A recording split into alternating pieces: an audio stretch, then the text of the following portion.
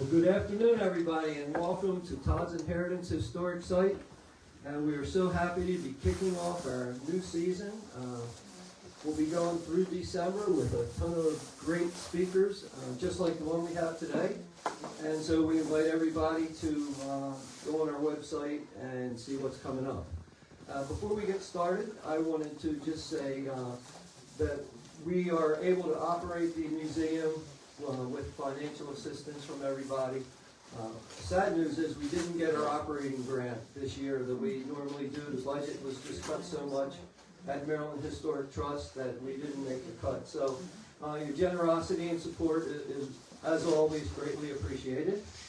And so without further ado, I would like to introduce Mr. Bob Crickenberger.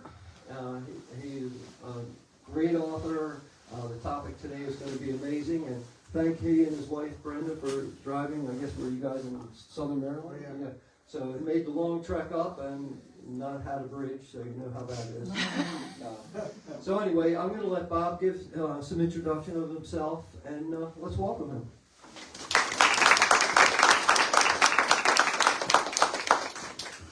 Thank you very much. I'm going to use a microphone.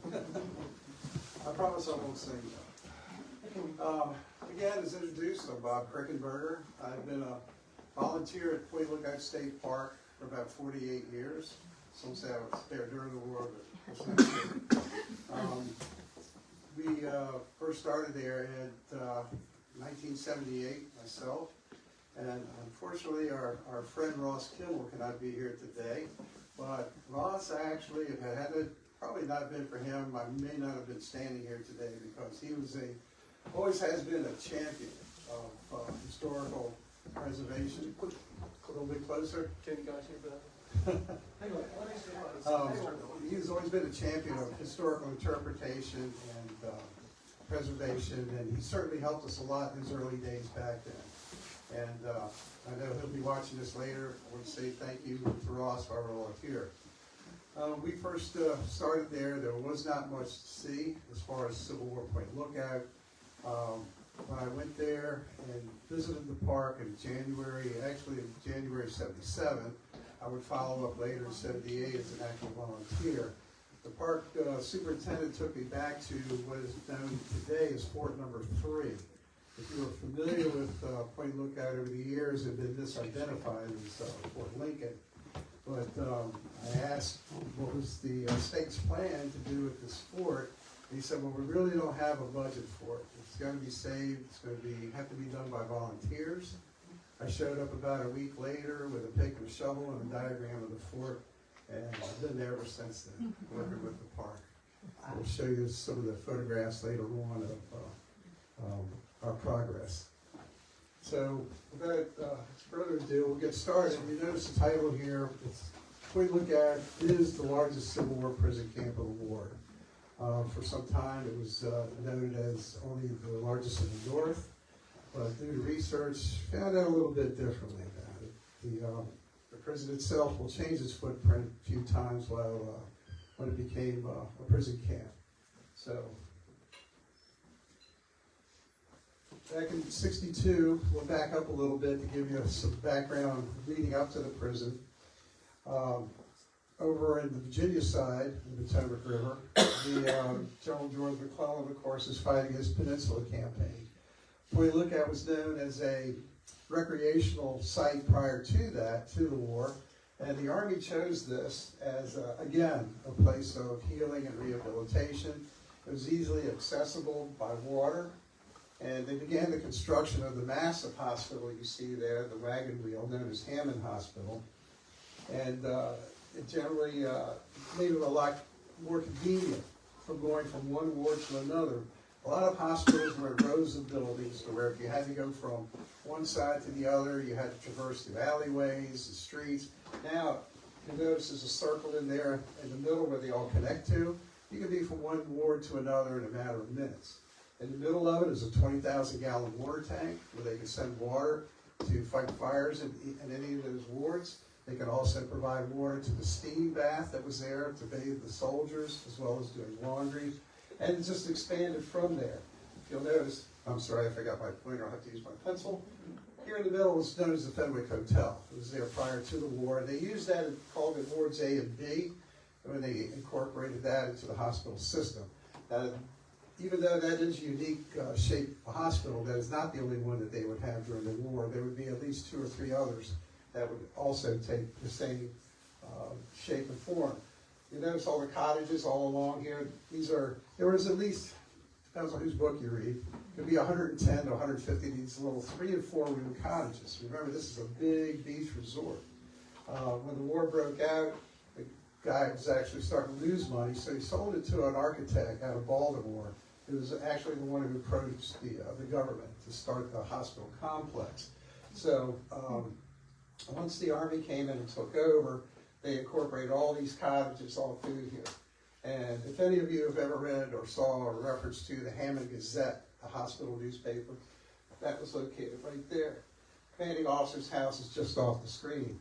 And if you'll notice the structure on the far right there by itself, that is the lighthouse. That lighthouse that existed during the war, actually prior to the war, opened in 1830. That lighthouse is actually inside our present day one. The one we have here now has probably had about 4 facelifts. So the hospital itself would accommodate at least 1,400 patients in there. There was at least 80 to 100 hospital tents added to this. So you're talking over 2,000 patients that you could accommodate along with through here. A lot of the nurses and doctors and so forth occupied these buildings, as well as throwing through here logistically. And what you'll notice right here, it was a massive bakery. They had, this was, turns into a 24/7 operation. It was very large, over 30,000 bricks. At its height, it could turn out at least 25,000 loaves of bread per day. That was for the entire point. So this again, I always reference that this base is like an Army post, like a Navy ship. It never sleeps. So it's constantly in motion. Today's money, it cost $51,000 then to build it. Today's money, it was $1.5 million today. So to give you an idea of the complexity of it. And if you notice in the upper screen is the wharf area.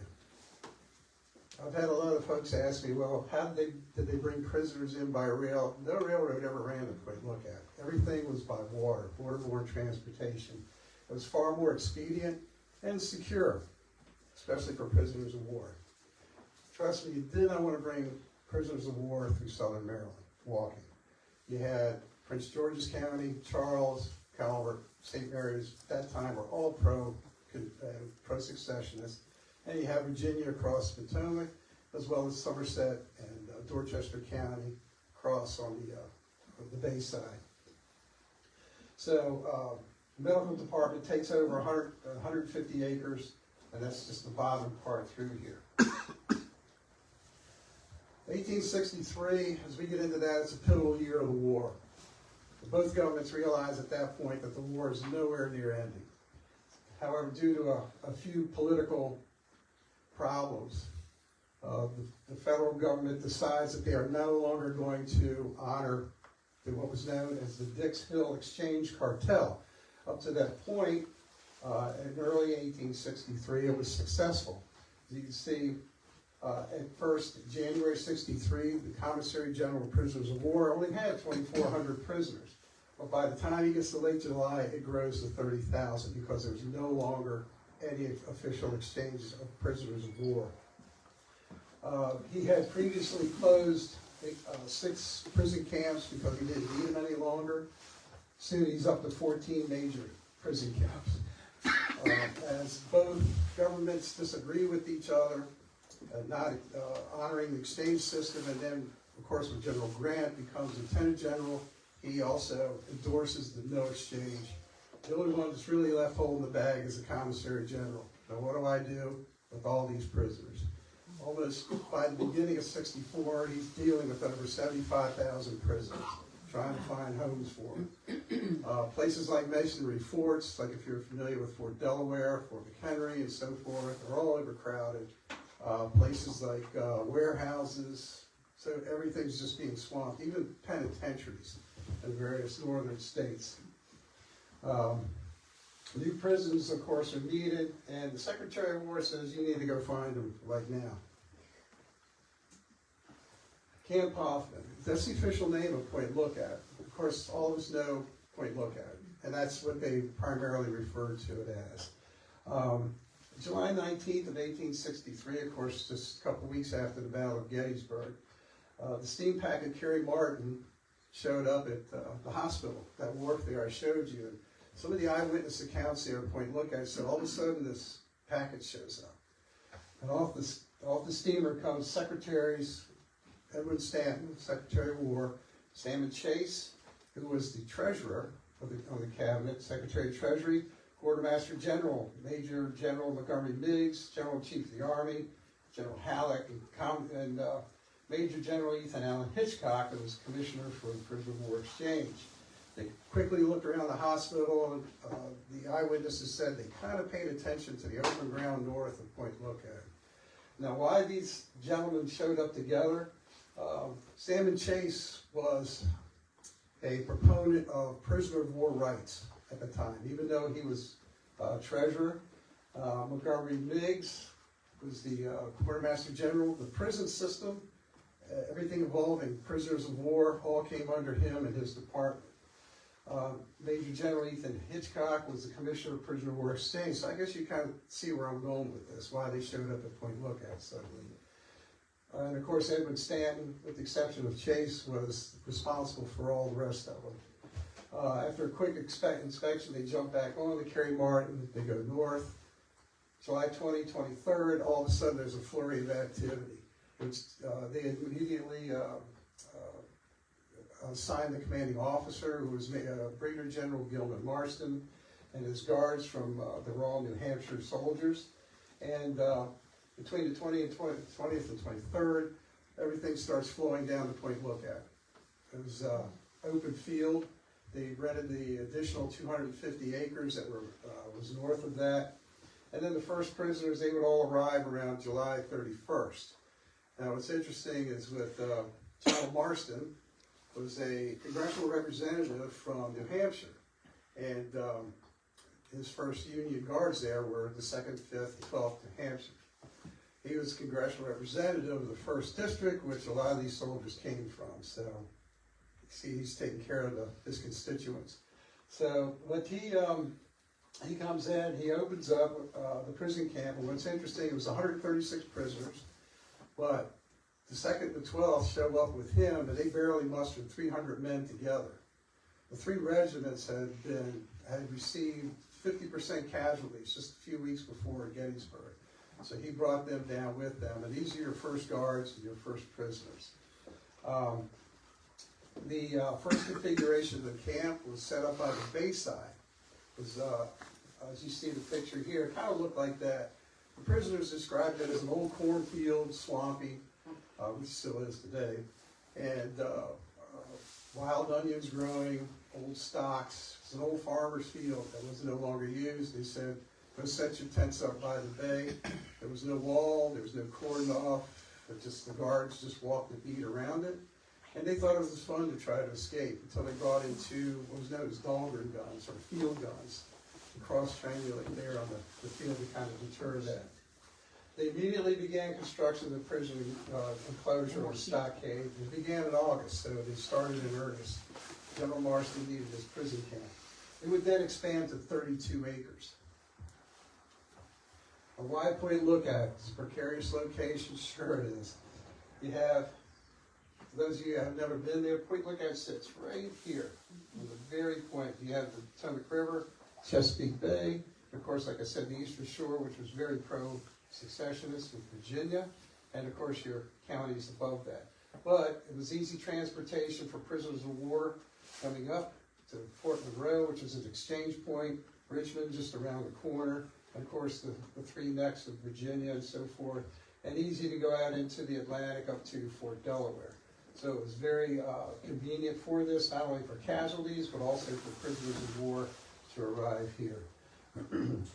It provided, again, the secure water route because there is no railroad coming through here, and it protected the southern approach to the nation's capital, which was important. If you're familiar with General Early's attack on Washington, when he detaches General Johnston and Harry Gilmore, when they want to attack Point Lookout, to release the prisoners, this becomes important, a key factor.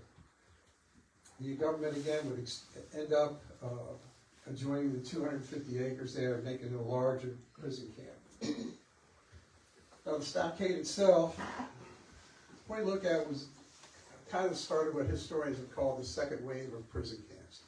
As I explained earlier, the war was not ending in '63. Now they're starting the second wave of camps that they need. As I said, all the earlier ones are just reached capacity. The camp again was known as Camp Hoffman. The first was 136 prisoners. Again, it was only supposed to hold 10,000. We'll talk about that again.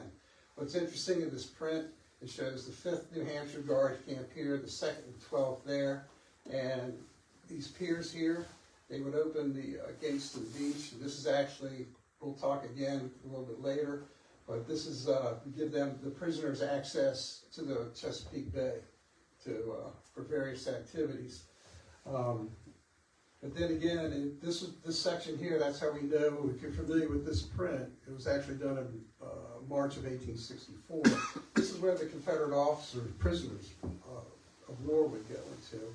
And this is approximately about 8 acres. And this is a guard beat through here. There was guards walking here, usually 18 to 20 walked around the wall itself, but there would end up being about 48 guard posts that these guys would have to man all through here. Later on, when they become so overcrowded, they removed the officers and sent them to Fort Delaware, and they would combine the two prison pens, making it about 40 acres. This was the prison hospital at the time, which was totally inadequate because it could be upwards of 200 men still in their tents because there was no place for them to go. At one time, at Hammond Hospital, later on in the war, there were more Confederate prisoners in Hammond Hospital recuperating than there are Union soldiers. And they would convert this into, once they could join the two, they would turn this into the prison hospital as well. So what happens with this is the surgeons complaining, I need more room. At the time, when the officers occupied this wagon road was actually a beat. One evening when the guards was walking through here, all of a sudden a rock landed in front of him. And on that rock was a note. And he read that note, he found out that the officers were organizing the men. They were going to break out. And they had been communicating back and forth.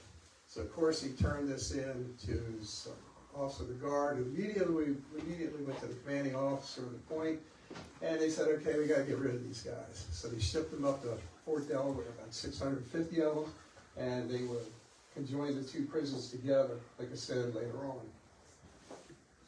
So, but after this, again, with the second wave, this is July of '63. Rock Island, Illinois would also follow in December of '64. I'm sorry, yeah, 63, and then Elmira would follow in '64. So what's interesting with Rock Island, again, like with the Commissary General, if you remember or if you know, Rock Island was a federal arsenal at the time. And Mr. Hoffman, the Commissary General, showed up and said, we're going to have to move over. We're going to build a prison here. So, and then again, they would expand to Elmira later in July '64. So when the prisoners showed up at the wharf area that I showed to you earlier, the prisoners they would line them up. They'd always, of course, would ride by boat. And depending on the number of prisoners, they would either line them up in ranks like you see here and then separate them, or they would form them into a square. They'd tell everybody, throw your stuff down on the ground in front of you. At that point, the Union Guard would walk along and pick through whatever they felt that Confederates deserved to live on. Most of the time, it was not. They took a lot of things away from them. Basically, you notice how heavy these guys were all packed with canteens and blankets. They would lose probably most of that. They the inspections got so elaborate that they would actually have them remove all their clothing down to their underclothes, and then they would tear everything apart. Anything that had a lining in it, hats, coats. They were permitted to carry what was known as a haversack, which carried their rations. They could keep a canteen, a cup perhaps, and one covering, which might be one blanket, maybe a ground cloth, and of course a hat. Anything marked U.S. generally was, according to stories, was kicked into the Potomac River, because they weren't permitted to have anything U.S. They didn't trust to restock it into the supply system there at the point, so they would gather and literally throw it into the Potomac River. If you arrived with money, prisoners of war were not allowed to have money, out of fear that they would bribe the guards. So they would collect that and put it in their names, and the provost marshal, who was the chief of military police, would keep that on record for them. And that whenever they were exchanged or be released or whatever, they could supposedly come back and claim that. Most of the time, either it wasn't there, or they didn't care, they just wanted to get out, or they collected whatever they could from them, or it was just given back into what was known as the general fund with anything they had. What they got in exchange was from the sutler. The prison sutler issued them like a checkbook with pieces with chits in them, receipts for the amount that they would have had collected. So when they were in the prison, if they wanted anything from the sutler, all they had to do is turn in one of these tickets. From there, they would march them up to the prison. And we'll get to that. This is kind of like what the first guards look like. They're the regular campaigners that had been in the field for the previous year or two, but they were relieved by the reserve units, which was known as the Veteran Reserve Corps, United States Colored Troops, or United States Colored Infantry, and there was never an adequate guard force there. They averaged about 1,200 bodies, capped off with 2,500 at one time. There's 28 prisoners for every one guard that has a single-shot rifle. Oops, sorry, fat fingers. When they marched, so when they got to the prison, they were issued their shelters. There were no barracks built for prisoners there. The commanding officers twice requested, but were denied by the Secretary of War without explanation. So we're going to issue them tents, various size tents, assemblies, belt tents, dog tents, hospital, any kind of canvas you can think of that would occupy bodies. At the sibling tent might be a 10-man tent. They'd have 15 to 16 guys jammed in there. A-frames might be 4 or 5 guys. They could have 8, 9 guys all living in there, these tents. Now, these tents were unfit to use by the Union Army in the field. They were mildewed, torn, threadbare, and so forth. But even though they had built mess halls, hospital buildings, everything confined to the prison, they never built barracks there for them. The daily routine. Now, this is interesting. It's a shame Ross is not here. If you're familiar with Ross's book on John Omenhauser's watercolors, not many photographs exist from point to look at. However, we did have Private Omenhauser who drew a series of portfolios, and it was basically everyday life in the prison. This is one of them. This shows you in the morning, once they got up, they do roll call, they'd have their first ration issue, and then they spent about an hour doing details inside the prison, which is generally keeping it clean, opening the ditches and so forth, and then cleaning their night boxes, which was their privies in the evening, because they were not allowed to go out on the beach after sunset, and that's where their water privies were. At sunset, taps have sounded, lights out, no one's permitted outside the tents except the answer to their call of nature. You see the guys here. You can see the various structures that they would all convert their tents into. Their rations. This is kind of benevolent, but this is kind of a little bit earlier part of once the prisoners first arrived. Twice daily after roll calls, morning and early afternoon. And then the bread, remember I told you about the soft bread, the bread wagons would come in to the prison between the two ration issues. They were supposed to be issued the garrison ration, which meant these are rations that were fully issued and cooked in a stationary camp. What you see here in this photograph is basically called the marching issue, which is what the rations would be reduced to. The marching ration, or the marching ration issue, was that was issued to the soldiers on campaign. In other words, that's all they could carry. They couldn't carry a full garrison ration issue. So this is what it was reduced down to. And of course, this would vary as to its content. It was cut twice, entirely twice later, and then it was cut a third time. And again, it would be cut down to the marching ration. But what's interesting is, since when we talk about the Commissary General of Prisoners of War, William Hammond, he was responsible for all prisoners. It doesn't just say Confederate prisoners. He was referred to those Union soldiers that had been paroled and returned to, like, Camp Parole in Annapolis and the various other camps. So when the ration issue was reduced for prisoners, it was for all prisoners, which I thought was interesting because this also included the guys in the parole camps, according to his records.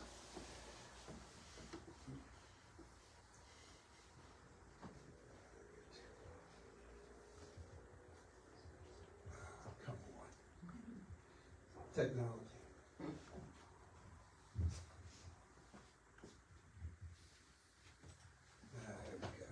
Okay, so cookhouse and mess halls. Here you see another Almenhauser drawing here for us. The cookhouses were about 145 foot long. Now, when the prison capacity was up to about 10,000. All the cookhouses were open. Generally, each cookhouse could take at least 2,000 prisoners, but these were in shifts of 500 men going in each. At first, when they first arrived there in July and August '63, a lot of the rations were issued to them, and they went back to camp and cooked them. As more prisoners came in, they decided it's going to have to be more organized, and so they constructed your mess halls like you see here. They could not go in and sit down and eat. They would go in there. There was a series of tables where they just walked up to the tables. You didn't touch your ration. You waited till all the men were served. You got your signal, you took your ration, you went at it, just like you see these fellows here. They've received it and they're going at it. They would issue their guys, of course, all the cooks, which is interesting because you read a lot about not so much the quantity of the food, but the quality of the food. Remember, the cooks now are all prisoners. They didn't go to the Salisbury School of Culinary Arts. They just said, you're the new cooks. So that's why a lot of this is just mass cooking in these large kettles, boiling water, throw the meat ration in, they boil it, take the meat out, then you throw the vegetables or beans in that, and then you serve that. Coffee, when they did issue coffee, basically the same thing, in the same kettles. I question sanitation. Supposedly a federal officer of the day and his assistants went in and sampled the rations, made sure everything was being done, and so forth with that.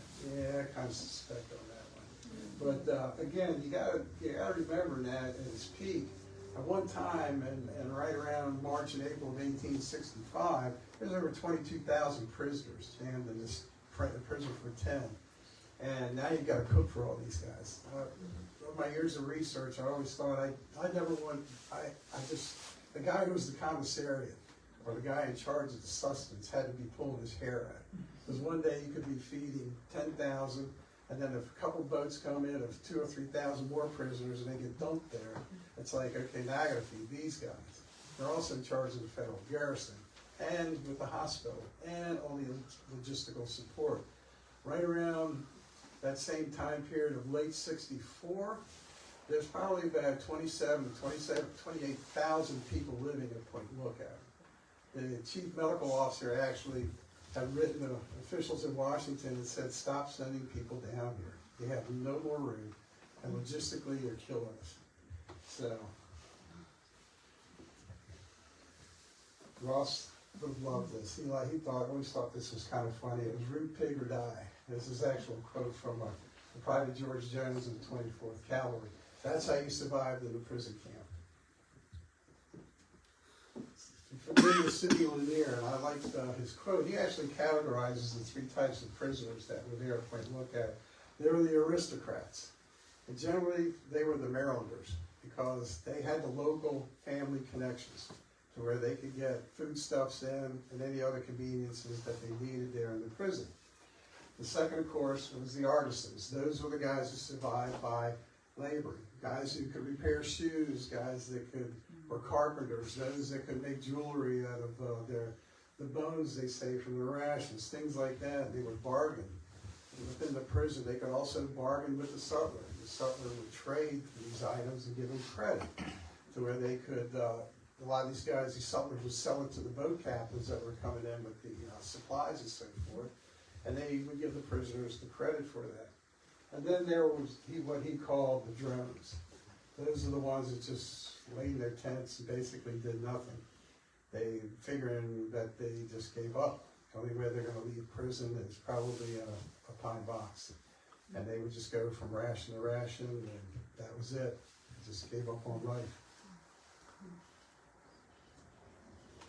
Prisoner activities. And this is another Almenhauser. We can show you, again, an example of the pier there going off from the prison camp. You see the various activities where they're washing clothes and they're selling. See fellas here selling probably either a concoction of lemonade or who knows whatever else. And bathing, fishing, so forth through here. The only thing about this photograph, and in the prison there was a section known as the deadline. The deadline was a line that ran about 15 feet from the wall. If you crossed in there, you were allowed to be shot by a guard. Well, the deadline extends out into the Chesapeake Bay. You don't see it in here, but it does. This is why they're all confined here. This is also their privy. So notice all through here, guys, there are various activities. The guards had to watch this because this is one of the ways you can also escape from point look at it. Going up the shoreline heading north. But the activities in here were gambling, brick making, washerwomen, barbering, the cobblers, restaurants, seafood. They were free to crab, oyster, fish. Some even rigged up cages and they caught ducks and geese that would wander too close. They formed a prison school. Religious services were every day. Prison library, the street vendors, and then there was the rat sellers and the cooks. So one prisoner said you could get a good cup of coffee and a piece of fried rat for 25 cents. Rats were eaten with much gusto. What's interesting is in research, the research phase of this is looking at all the medical reports and the Army's inspections of all of the prison camps and everything. None of them mention rats. There were hordes of them. One Union soldier mentioned he was awoken one night when a rat fell on his face, and rats run into one soldier said they actually captured a small owl and kept it in their tent, and the owl would go after the rats that ran through their tents. So there were rats everywhere, both Union and Confederate camps, through the hospitals, through everywhere. So. And you can see here now, raising the black flag of the war on lice. Lice was the ever-present companion of both armies. You can see here, the lice infested not only their clothing, but their blankets, as well as the boards and camps and shelters. And one guy said it just made you feel mean all the time. Lice can pass epidemic typhus and various fevers within a crowded population. And that's the problem with point lookout. This is what they call crowd poisoning. There's so many thousands living together. When those walls went up, it virtually cut the breeze. Any kind of airflow through there for these guys. So you can imagine thousands of men with smoke, and so forth. That's just the functions of every day they dealt with. And of course, some of the names they call them: cooties, crones, graybacks, pants rabbits, sea squirrels, and blue bellies. But you see here, this is out on the beach side. And these guys are probably out in business, washing clothes and boiling and so forth through here.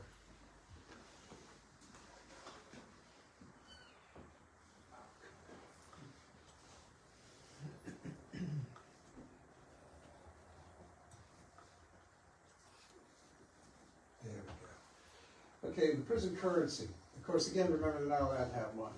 So here's the currency of what the soldiers are dealing with. Plug of tobacco, which is a very generous picture. It's about the size of your thumbnail.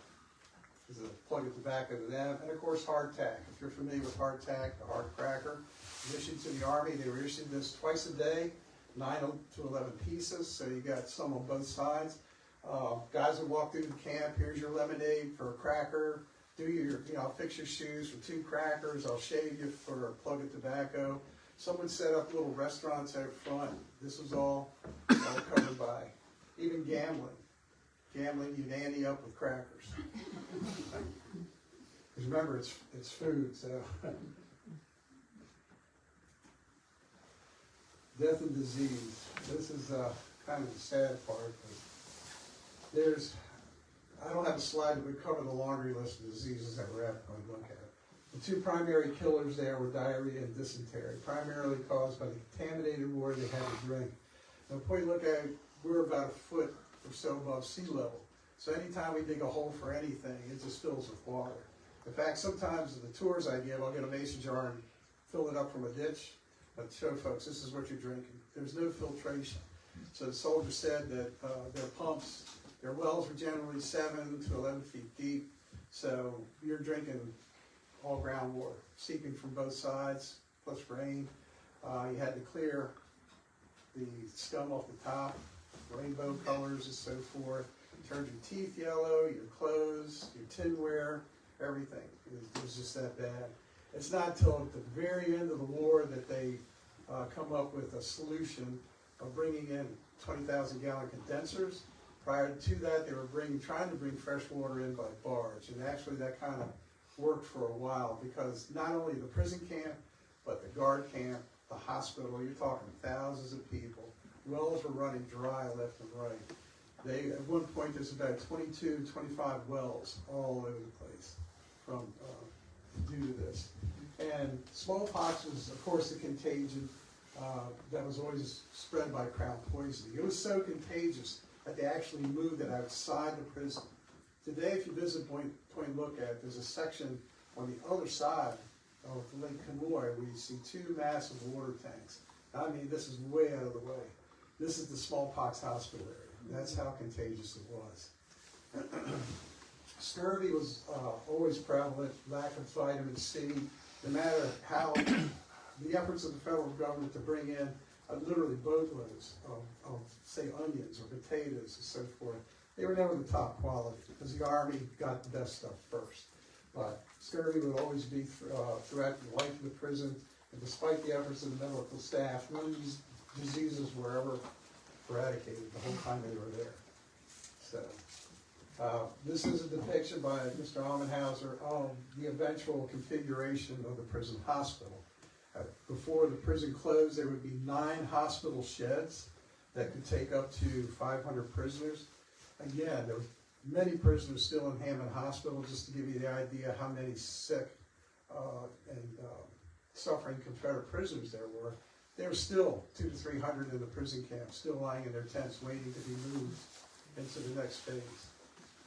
Now, to help them, though, there were in each division, the 10 divisions, each had a Confederate physician that was being detained there, and he would have a staff in each one of those. And they cooperated with the federal surgeons throughout there. And through the staff of physicians, that's how they would determine who would stay here and who would move on. I'd rather be Sutler than President of the United States. It was a true statement. Sutler's made very good living down there. But the pricing was regulated by the post commanding officer. And again, they issued them the checkbooks. And the Sutler shop was only open from sunrise to sunset. They could only spend $5 a day. Again, they could buy or trade with the Sutler. Now, of course, this is a federal setup here, but what I like about it is that if you notice, the guys are all just kind of hanging around. The Sutler has his stuff protected inside. He's got like a little window. Well, imagine the prison wall itself, 12-foot boards going around. The Sutler had a window, and all of his goods were outside the prison. But he said, one prisoner said he had more visitors than he had customers. Let's put it that way. They would all kind of look inside and see what he had going on. But this is where, that's pretty much what it looked like. It was a view slip. And they had a prison post office, a bulletin board. Point Lookout had a post office prior to the war, during the war, and after the war. Prisoner mail was off to itself. There were thousands of letters and packages that were going in and out once the Secretary of War had permitted such to happen. It was located near the prison gate, and we kind of depict this today at Point Lookout. Now, what's important about the bulletin board, that's just a few soldiers there. But Sidney Lanier said, there was always prisoners all around it because you could leave a note on there. Like, I'm looking for Jim Abels of the 48th Virginia. You know, I'm setting up a new supper shop. Or I'm setting up, come get your shoes repaired here. And he said there'd be notes all over that bulletin board. But on top of that, you could see if you had a package or a letter waiting for you at the Provost Marshal's office. You could also find out if we need 300 men tomorrow to unload boats. Along the gate area, you could see up towards maybe 800 men the next morning all standing there waiting to be selected. Because if you got selected for a detail outside the prison, that got you outside the prison. You got to go out and see the outside world. You go work there on the boats. Whatever you can try and secret back into your clothes to bring it back to prison. They would bring back anything from pieces of wood, coal, hard crackers, anything they can make a tool out of, and so forth.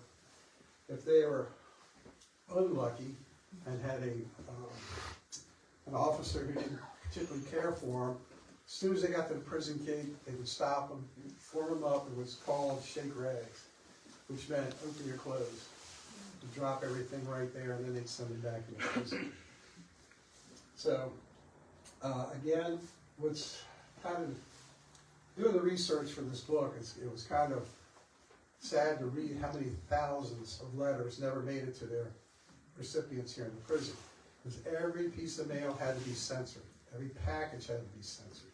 So imagine if there was maybe 20 guys there trying to censor thousands of letters. One soldier said, they were just relegated to the closest flame. So imagine how much money, how much history was lost. Packages were destroyed because they just don't have time for it. Breaking the rules. The infractions were numerous. You see here, this is an example of different kinds of penalties they had for them. The ball and chain, barrel jacket, cleaning knapsack, pajamas. Hanging by the thumbs was probably the worst, if you're not familiar with that. You see the gentleman back here, hanging by his thumbs. Now, he's suspended by his thumbs with his entire weight, and his toes were probably about 3 or 4 inches above the ground. Now, a lot of it was excruciating. Guys could pass out from the pain. If you had a sergeant of the guard who was like, okay, yeah, cut him down and send him back into the group, or he'd say, now, revive him and put him back up. It's depending on the guard. And what's interesting, the two fellows there on the left, you see they have special prison pajamas. They were made out of real worsted wool, ball and chain, and so forth. And what's interesting is they show them with the full length of chain. A lot of times they cut that chain in half. That's a 12-pound cannonball you're walking around with all day bent over. So one soldier, it was a funny story, he told that he don't know what he did to a guard, but the guard got upset with him. He said, you deserve some jewelry. They threw him on the ground and put a ball and chain on him and just left him there. He's like, I still don't know what I did. But I went back to they called them their shelters or their shebangs. They said, hey, you know, there's a guy a couple streets over that for a couple of crackers, he's got a file, he'll cut that off for you. So somehow he found this guy, and they cut the ball and chain off of him, and he put it in his haversack, and he smuggled it out to one of the piers I showed you over the water, and he dropped it down in there. So they never found him or the ball and chain, of course. Or you can get prisoner of justice. Probably the worst crime you could commit as a prisoner in the prison is to steal another man's food. Food was survival. So if you stole his rations, you got caught by the prisoners, and 1 or 2 might have lost their ears. They put signs on them. They would take, probably the worst is during the summertime by the cookhouses. They always had these big, what they call slop barrels. It was all full of the grease and the leftovers, and then when they would take you, dump you head first into one of those. Of course, breakouts and escapes. There were 50 known recorded escapes at Point Lookout. However, I know there was a lot more, because they figured out very ingenious ways how to get out of there. Tunneling was the most common. However, prison authorities would take Union soldiers and dress them in captured Confederate uniforms and embed them into the population. So they would find out about tunneling, they'd find out about escape plans, and so on through there. Now, in 1864, February, some of these guys were coming out and said, hey, they've got something cooking in there big time. There's a mass breakout plan. So what they did is they took all the prisoners and they put them in between the cookhouse and they put them in the other prison. In other words, they emptied the prison. And the guards went through and inspected all their shelters. They found 2 boats.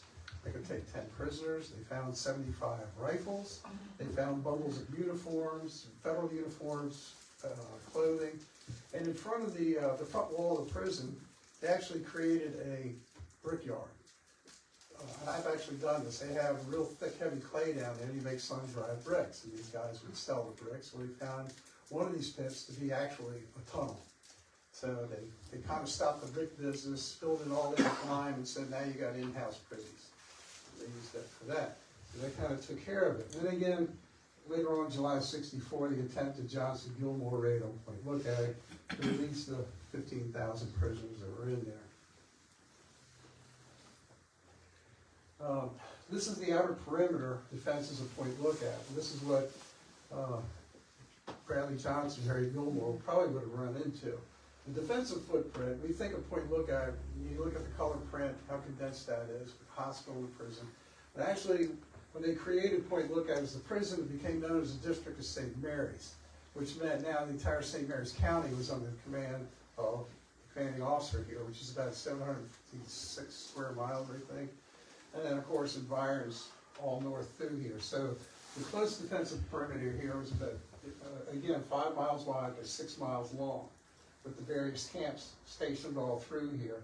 And the little town of Ridge, where both St. Indigo's Road, which is today Route 5, and 3 Notch Road, which is 235, all connect. Now, about 20 miles north of that is the county seat called Leonardtown.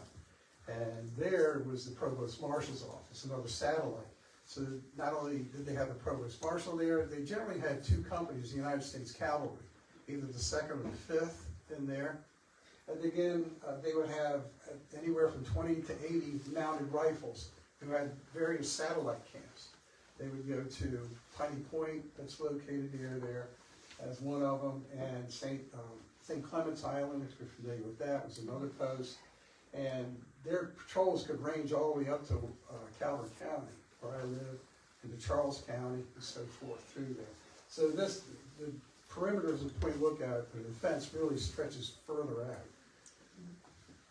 Now, later on, for the Johnson-Gilmore raid, after the raid, of course, never made it to Point Lookout, but it scared the Lincoln administration into thinking, their back door's wide open with Potomac River and, of course, Chesapeake Bay. So they decided they're going to beef up the defenses of Point Lookout because now we have more and more prisoners coming through here. And so, along with the various earthworks they constructed, of course, here's the smallpox hospital, as I explained. They had originally constructed that with 2 guns. They had a blockhouse here with 2 guns. And then they had a guardhouse here with 2 cannons. And of course, the commanding officer who lived here had 2 cannons down here as well. So in July '64, they began construction of these 3 forts, which would add more guns. This is our present fort that exists today, Redoubt, or Fort number 3. This is Fort Lincoln, Fort 2. This is Fort Stanton, number 1. This is the main road that ran through that goes all the way up, and of course the prison camp.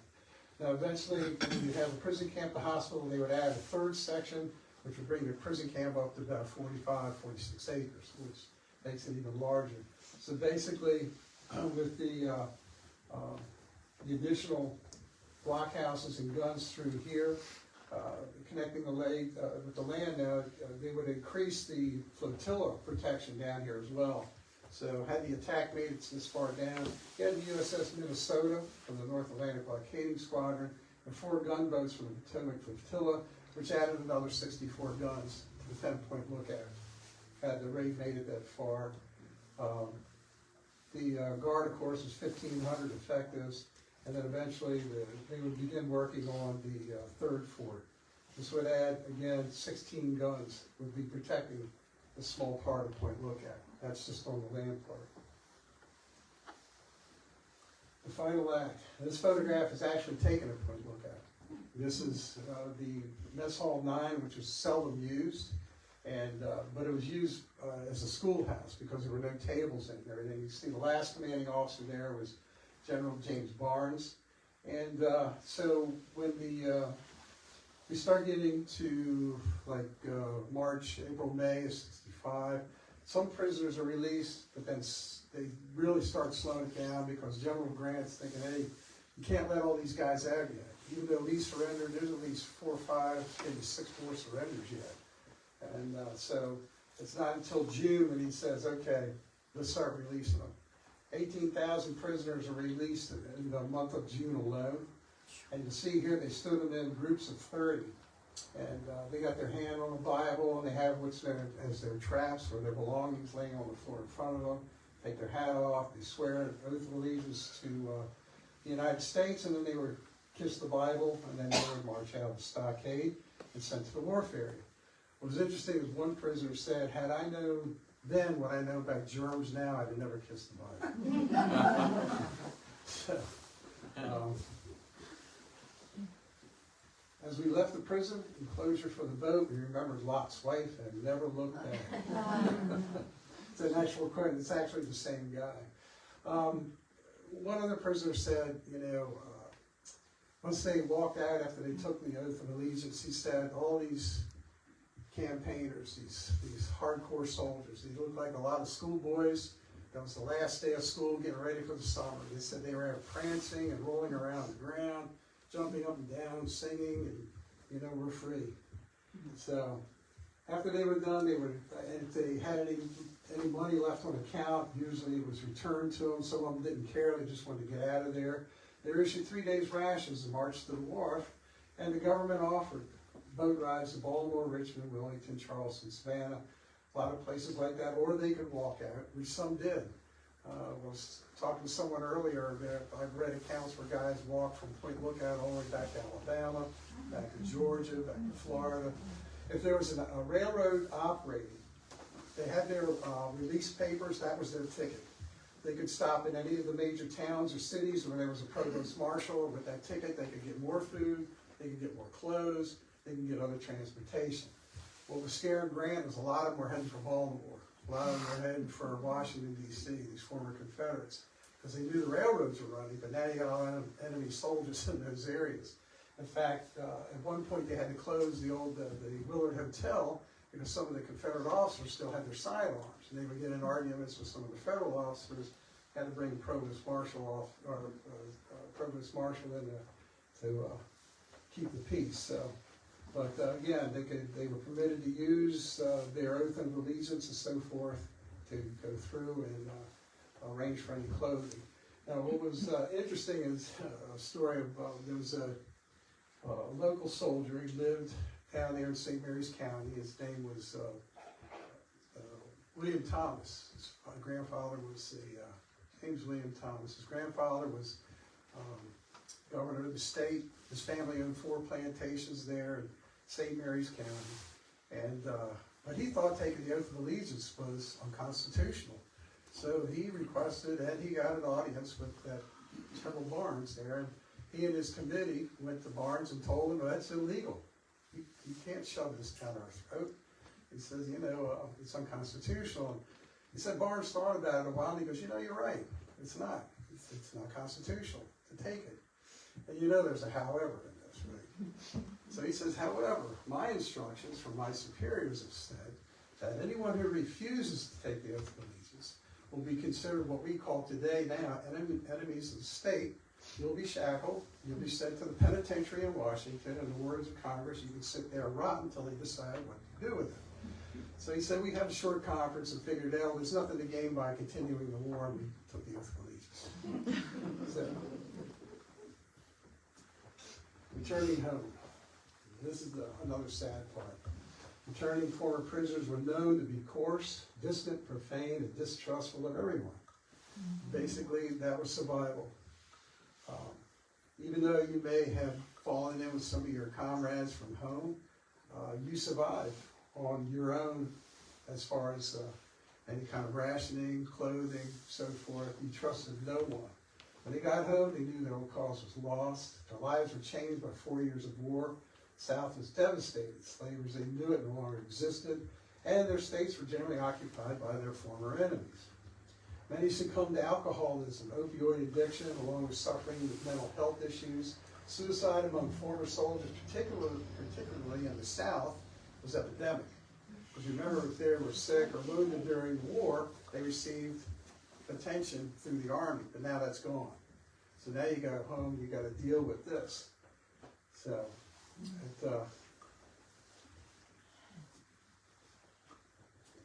prison's a military prison. It matters not what people keep it. It's not a place where life is enjoyed. The prisoners are enemies, and their keepers care little for their lives or comfort.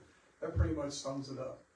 I've talked to folks over the years that said, well, you know, I read where these guys were comrades in war and on the battlefield, so they looked out for each other. No, they didn't. I found at Point Lookout, in some cases, federal guards wanted to be there about as much as those they were guarding. I'm here because of you. So, the prison system, for those of you that like numbers, now of course, I found numbers in general, especially in the Civil War, nothing is 100%. 462,000 Confederates were captured, 24,000 paroled, 211,000 Union soldiers were captured. Confederacy, 220,000 were imprisoned, that's a little fluid. 16,000 paroled on the field, 126,000 Union soldiers were prisoners of the war. Now this photograph I've been showing you is probably one of my favorites. They're parts of this one massive photograph of Confederates. A lot of these guys end up at Point Lookout. From one to many. This is a picture of Camp Douglas up in Chicago. Commissary General created 32 primary prisons, several Union parole camps. 18 of those camps were second wave camps. That's how many he had to open from the end of July through the end of the war. Over the course of the war, there were approximately 180 prisoner holding areas north and south. That number, 98, were Union prison camps and sites. The prison system was massive. I know we all read about the battlefields and so forth, and not so much about the war itself, the prison camp itself. The Army existed before, during, and after the war. Prison camps were barely 4 years. And when they were done, the books were closed, sent to Washington, particularly the federal government. Over 52,000 prisoners of war passed through the gate at Point Lookout in 2 years. That's a lot of people. Both Army, Navy, and civilian. Prisoners came from every state of the Confederacy in at least 9 countries. Over 4,000 prisoners who perished in 2 years of its operation. And I added the last sentence because this happens to my ancestor who was there at Point Lookout. It's not taken into consideration those that died from their prison life after leaving. I can't tell you how many stories I've read where as soon as the guys took the oath of allegiance, they weren't outside of the camp and they passed away. Some on their way home at the end of the war, taking the boat ride, passed away on the boat. My ancestor was probably about 25, 24 years old after he was released at Elmira. He passed away perhaps less than 2 years later. I think because of the hard life of prison camp as well as campaign. But this is what remains from a prison camp. No cannons, no signs, nothing like that. This is what remains from all generally the prison camps you do see. Fortunately, the past 15 years or so, with the exception of Andersonville, a lot of groups are now starting to put the prison camp sites back together. Elmira, their friends group, is now working on a big visitor center there. Other places like Camp Lawton in Georgia, they're doing big archaeological digs there with some more signage. And of course, I got to brag about Point Lookout. We've been doing a lot down there for the many years that I've worked there. But here's this monument marks 3,389. My collection, my research of names, I'm probably a little over 4,100, just to give you an idea. As diaries and war letters are being found in attics and trunks and everywhere else we look, and any kind of place that we keep records, we're still finding names that we can verify against federal records. Again, mine is up about 4,100. The official federal count is 2,900. Just to give you an idea. The monument conflicts with that, 3,389. So, it's never be a final figure. This is Point Lookout today. If Ross was here, I would say, yep, see what he brought. The earthen, if you've never been to Point Lookout, you see the earthen walls here, fort number 3. This is the only earthen fort that remains from the Civil War in the state of Maryland, especially in this condition. Everything you see white there, we have reconstructed from the original blueprints. Fortunately for us, the Army Corps of Engineers were very good record keepers. So we built a small guardhouse there in about 1978, the 2 officers' quarters around 86, and the bigger barracks there was about 1995. All volunteer driven with support by Maryland Park Service. We hold a lot of programs there throughout the year. We've expanded our programs now into War 12, and as well as all the way up to World War II, actually. They actually used Point Lookout for D-Day operations to prep for the invasion. British camped right on this site, about 3,000 of them around 1814, on their way to Bern, Washington. And of course, today we have this beautiful park, but back then this was pretty open. You would have seen, before they built the fort, this was the camp of the 2nd New Hampshire, through here. And this is our recent reconstruction of the prison wall, you'll see there. We have achieved a grant of $8,500, and we rebuilt the wall. We've added 18 to 20 new interpretive signs from the lighthouse all the way up to the fort itself. But just to give you an idea, this is how they classified all the various prisons. Point Lookout falls into the 5th category of an undeveloped area enclosed by a stockade. Point Lookout was classified in the 5th, as I said. It was constructed at Hart's Island, the prisons constructed at Point Lookout, Hart's Island, New York, Camp Butler, Newport News, Virginia, Johnson's Island, Ohio, Rock Island, Illinois, with a few prisons constructed. The sole purpose was to incarcerate prisoners of war. In other words, it had no purpose before that and none after that. When the war was over, all these small army posts like Point Lookout were ordered to be torn down, sold for scrap, put out for auction. That's why there's nothing remaining from Point Lookout other than the fort. So through our efforts, we've reconstructed a lot of this. So I'll picture here, if this was the road, this is the Civil War road. You could walk the road that the prisoners actually walked on, and then turn. That gate sits just about 99% positive where the gate stood at the time of the war. It gives you a black and white shot. You see some of the shelters that we have built there in the background. Point Lookout became part of the network of parks in 1965. The part that holds the fort was added in 1967. There was another acre and a half. Today the park is 1,128 or 120 acres, give or take a few here and there, and that includes the 400 acres primarily of the Hasselwasher Lake, but most of it that's a hospital site. Again, the identification of the forts and how many signs we've added. We've actually added more since I've done this presentation. And it gives you an idea. You see our supper window I was referring to. That's what it would look like, and one of our signs that we've created there. You can walk all through this area where the prisoners all gathered and so forth. 12-foot high fence. You can see how the guard would, this guard box. And what's interesting, I've read that the prisoners suffered from the harsh weather down in there, but then I read about how the guards suffered walking the walls, the hail, the sleet, the freezing rain, the high winds. So they created these small little roofs for them to stand in, which really didn't give them much protection either. But yeah, they talk about suffering from frostbite, pneumonia, and so forth. And my book. It's just released by Sabbath Speedy and so forth, and so on. I collected research for about 30 years. It took me 13 years to write this. I wanted it to be a reference book. I wanted it to be something that would explain a little bit more of the story of Point Lookout. Yeah, it was a lot of fun. Got me busy during retirement, and I wanted it to be where you would find things in there that have never been published in any other references to Point Lookout, and I think I achieved that. One night I turned the computer off to go to bed. I told my wife I went so deep in this today I got the bends. Put it that way. So, anyway, that concludes this. Do we have questions? Yeah. Yes, ma'am. since a lot of people died there, how did they dispose of the bodies? Did they have a cemetery? Yes, there were at least 4 locations, one for federal, actually there were more, there was one for federal, 3 for Confederate, and there was one for the African Americans and the USCT guards that were separate, that were there. We basically identified all these sites.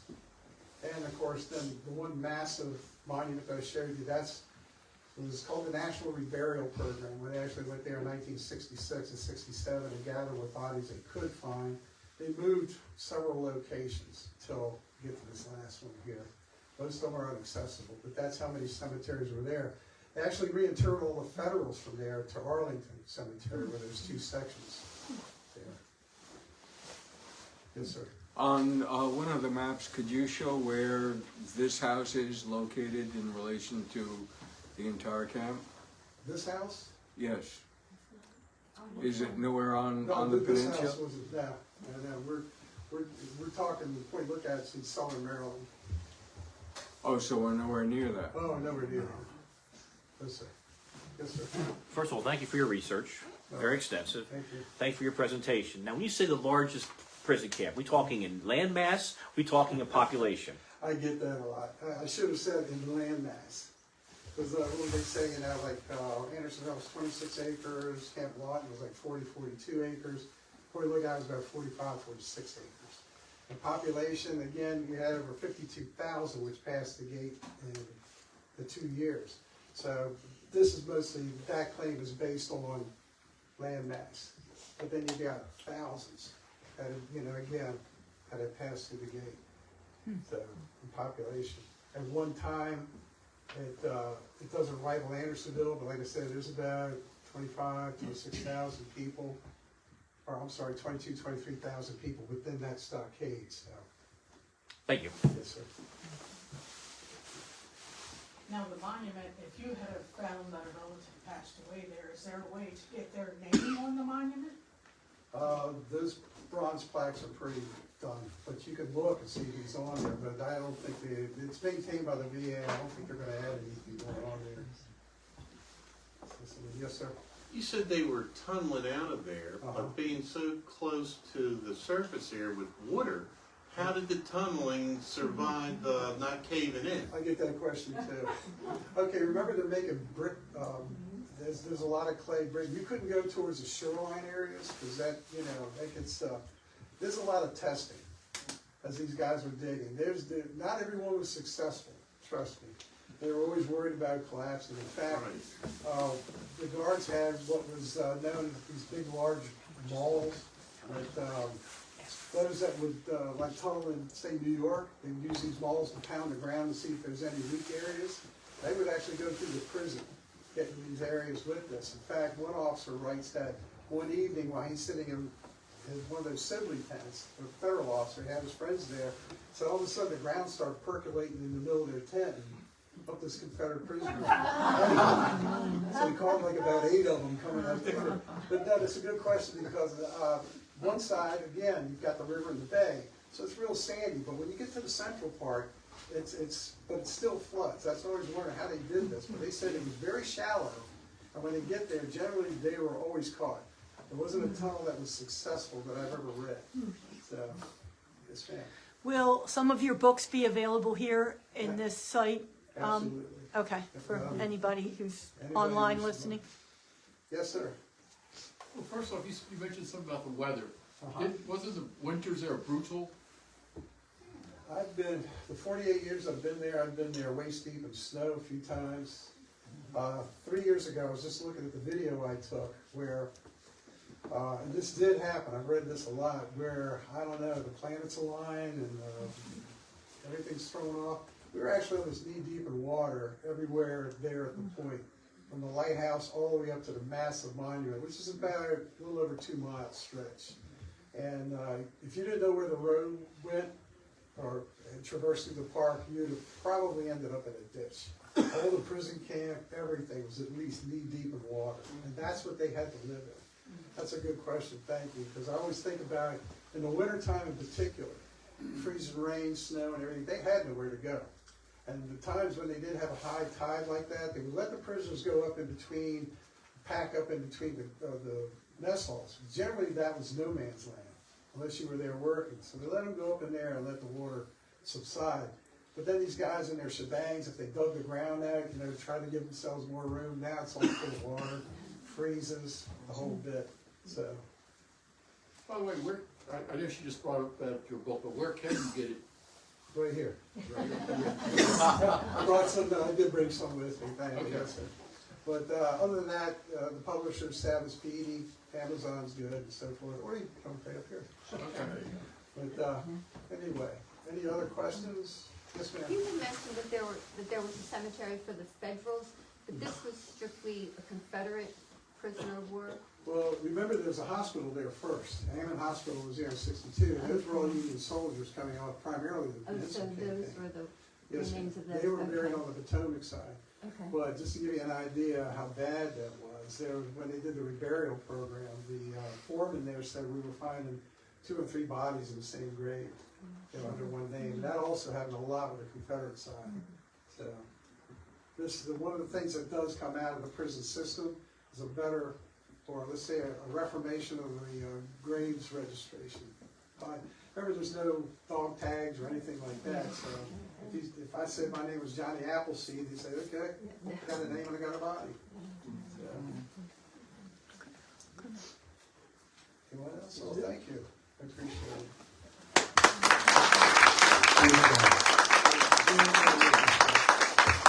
So how much was the book? $25. $25, so get them while they're hot. Again, thank you, and Brenda, we really appreciate you coming up. Folks, as I opened up with, please help support Taj. Be generous, we certainly do appreciate it. And see you next month. Thank you.